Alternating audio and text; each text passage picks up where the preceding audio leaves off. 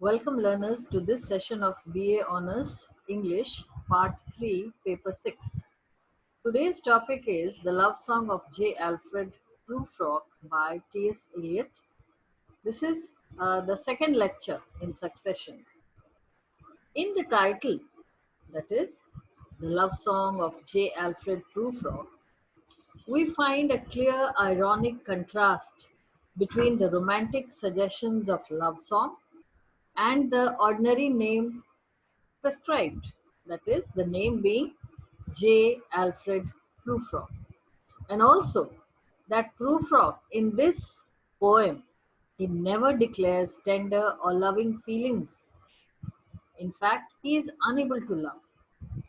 The epigraph has been taken from Dante's Inferno and hints at the message of the poem as intended by T.S. Eliot. So, the epigraph is of great relevance to this poem. A character called Guido da Montefeltro is condemned to hell in a prison of flame for his treacherous advice on earth to Pope Boniface. He confesses the shame of his wicked ways to Dante because he believes that Dante may never return to earth to report what he says. Critics suggest a similarity between the state of affairs between Prufrock and Guido. They reside in their respective hells. That is, Prufrock resides in his own hell, whereas Guido resides in his own hell. Prufrock finds himself in a position in a society which is like hell for him and believes, like Guido, the dilemma of choosing a path of no return. In the first line of the poem, the poet introduces two persons, you and I, where I is the speaker and it has to be Prufrock because it is Prufrock whose love songs we are about to read. But who is the you? It could be a lady. But this assumption is cut short when the epigraph comes to mind, for here a different person is experienced. One may surmise it to be the reader, the one Prufrock talks to in the poem. Nothing is certain, everything is vague. What we do know for sure is that it's evening time and that they are walking through the streets of a filthy part of a certain city. Sorry.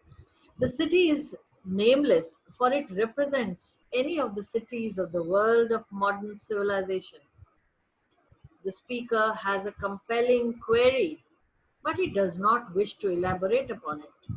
Thus, for an unspoken inquiry, there is no answer available here.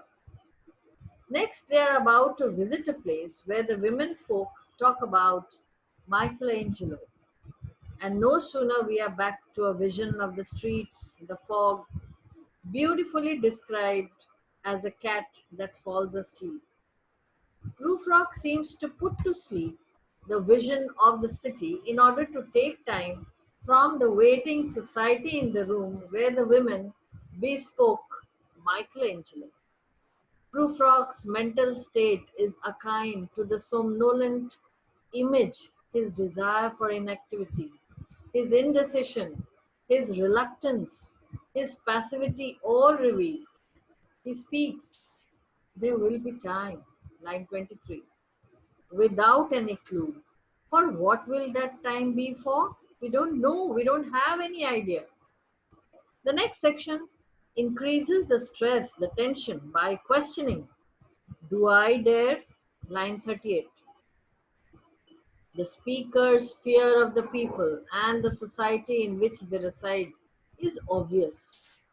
Ultimately, he enters the room and remembers the three rhyming stanzas, the times he has heard the same voices, seen the same people. He has an idea of the society which he knows well. It is insignificant and worthless. He says further, I have measured out my life with coffee spoons. Line 51. Then he starts rehearsing what he dares not say. And he does not say it. He never asks the question, his only excuse being that he is no prophet, that he does not have the strength of John the Baptist. In fact, he fails. And then we come to this part of the session. We'll be continuing the poem in next session. Thank you.